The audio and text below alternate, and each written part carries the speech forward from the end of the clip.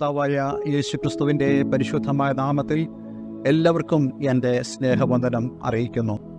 നമ്മുടെ കേരളീയരും അതേപോലെ തന്നെ ഭാരതത്തിലുള്ള ബഹുസഹസ്രം ആളുകളും ഈ ദിവസങ്ങളിൽ വളരെ വേദനയോടുകൂടെ ആയിരിക്കുന്നു എന്ന് എനിക്കറിയാം.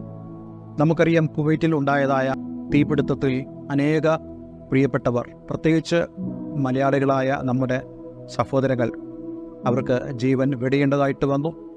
തന്നിമിത്തം വളരെ വേദനയോടുകൂടെ ആയിരിക്കുന്ന ഭവനങ്ങളെ ദൈവം ആശ്വസിപ്പിക്കട്ടെ എന്ന് ഞാൻ ഈ നിമിഷം പ്രാർത്ഥിക്കുന്നു. ഇന്ന് നമ്മൾ വിശുദ്ധ വേദപുസ്തകത്തിൻ്റെ ആ ധ്യാനത്തിലേക്ക് പോകുന്നതിന് മുമ്പായി ഒരു വാക്ക് ഞാൻ ആ പ്രിയപ്പെട്ടവർക്ക് വേണ്ടി പ്രാർത്ഥിപ്പാൻ ആഗ്രഹിക്കുന്നു.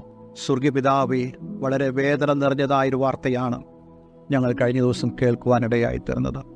ഞങ്ങളുടെ സഹോദരങ്ങൾ, അവരുടെ കുടുംബങ്ങൾ വളരെ വേദനയിലായിരിക്കുന്ന ഈ സന്ദർഭത്തിൽ നീ അവരെ ആശ്വസിപ്പിക്കുകയും ദിവ്യ സമാധാനത്താൽ നിറയ്ക്കുകയും ചെയ്യണമെന്ന് പ്രാർത്ഥിക്കുന്നു. ഞങ്ങൾ അർപ്പിക്കുന്നതായി ഈ പ്രാർത്ഥന ആ കുടുംബങ്ങളുടെ സമാധാനത്തിന് അങ്ങ് ഇടയാക്കണമെന്ന് പ്രാർത്ഥിക്കുന്നു. പ്രാർത്ഥന കേട്ടതിനായി നന്ദി. യേശുക്രിസ്തുവിൻ നാമത്തിൽ തന്നെ. ആമേൻ, ആമേൻ. നമ്മൾ പലരും ചോദിക്കും, ദൈവമേ, എന്തുകൊണ്ടാണ് ഇങ്ങനെയൊക്കെ സംഭവിക്കുന്നത്? മിക്ക ആളുകളും തങ്ങളുടെ ജീവിതത്തിൽ ഇങ്ങനെയുള്ള പ്രയാസവേളകളിൽ പറയുന്നതായ ചോദ്യമാണ്, ദൈവമേ, എന്താണ് ഇങ്ങനെ സംഭവിക്കുന്നത്? ദൈവം അറിഞ്ഞാണോ ഇത് സംഭവിക്കുന്നത്? വിശുദ്ധ വേദപുസ്തകത്തിൽ കർത്താവ് യേശുക്രിസ്തു ഒരിക്കലും പറഞ്ഞിട്ടില്ല നമുക്ക് ഇങ്ങനെയുള്ള അനർത്ഥങ്ങൾ ഉണ്ടാകത്തില്ല എന്നുള്ളത്. മറിച്ച് കർത്താവ് യേശുക്രിസ്തു പറഞ്ഞ വളരെ പ്രധാനപ്പെട്ട ഒരു വാചകം, ലോകത്തിൽ നിങ്ങൾക്ക് കഷ്ടമുണ്ട്, എങ്കിലും ധൈര്യപ്പെടുവീൻ, ഞാൻ ലോകത്തെ ജയിച്ചിരിക്കുന്നു. വിശുദ്ധ ബൈബിളിൽ നമുക്ക് കാണുവാൻ കഴിയുന്നതുപോലെ പാപത്താൽ രോഗവും അതുപോലെ ശാപവും ഈ ലോകത്തിൽ കടന്നു വന്നു. നമ്മുടെ മനുഷ്യജീവിതം എപ്പോഴും കഷ്ടപ്പാടുകളും വേദനകളും നിറഞ്ഞതാണ്.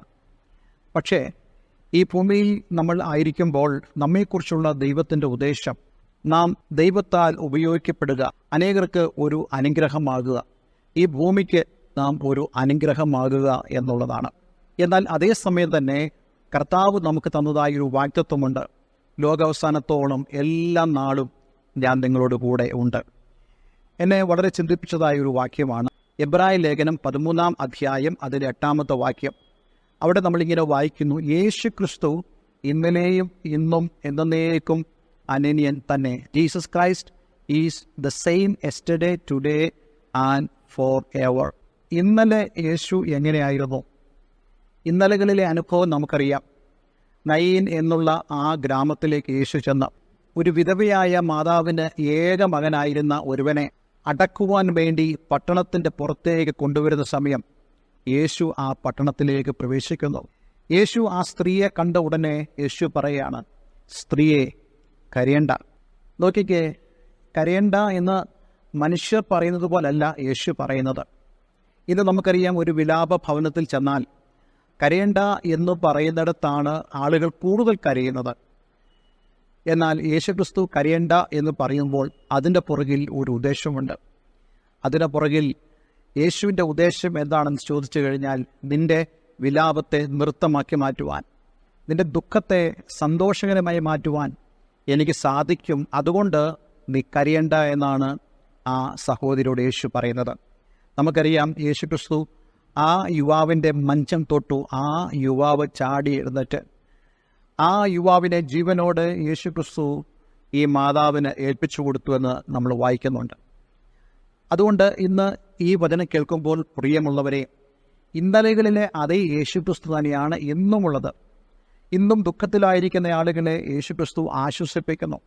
അവൻ്റെ മുഖത്തേക്ക് നമ്മൾ നോക്കുമ്പോൾ അവൻ നമുക്ക് തരുന്നതായ ആശ്വാസം ചില്ലറയല്ല.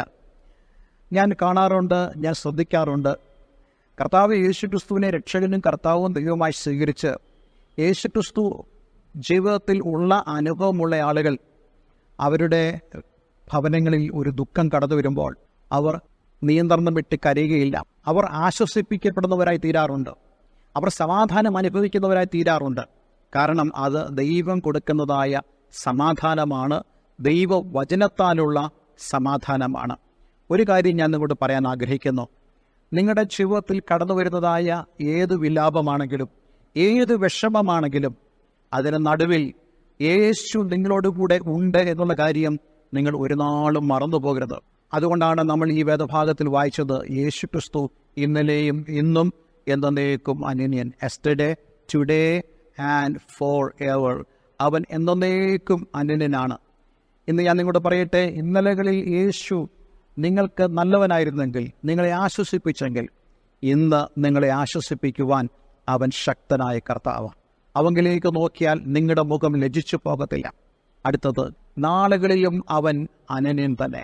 അതെ, നിങ്ങളെ സഹായിപ്പാൻ അവൻ സർവശക്തനാണ്. ദുഃഖത്തിലായിരിക്കുന്ന എല്ലാവരും ദൈവം ആശ്വസിപ്പിക്കട്ടെ എന്ന് ഞാൻ പ്രാർത്ഥിക്കുന്നു.